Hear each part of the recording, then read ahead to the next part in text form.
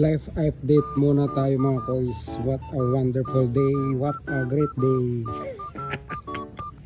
Today is Sunday.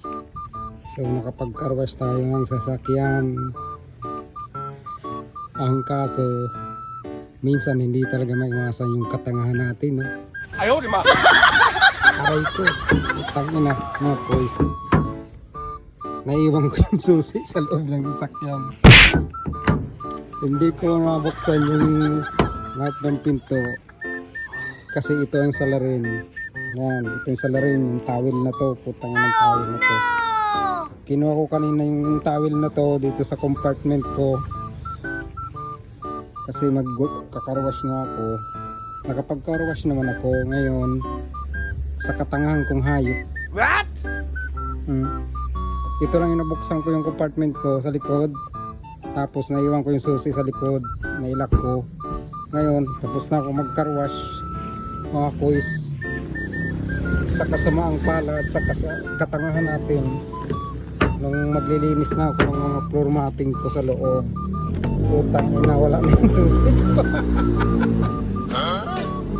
Ayot na yan.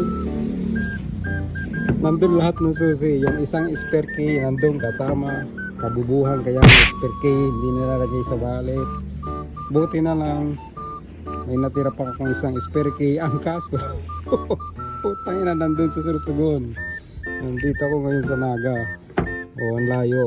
Ngayon tinawagan ko si Mrs. pati yung Toyota na gulantang imbis na nagpapahinga sila kasi linggo. Naabala ko pa, pasensya na po sa mga nadamay sa katanghang kong hayop na to. Yan, yun, pinadala ko na lang sa LBC yung isang spare key na hawak ni Mrs. galing Sursugon. So hindi ko alam kung kailan yung darating, baka bukas. Ngayon, isa pang problema is yung padlock ng apartment ko nandun, hindi dito loob. Ngayon sinira ko na lang yung padlock doon. What? Ayan.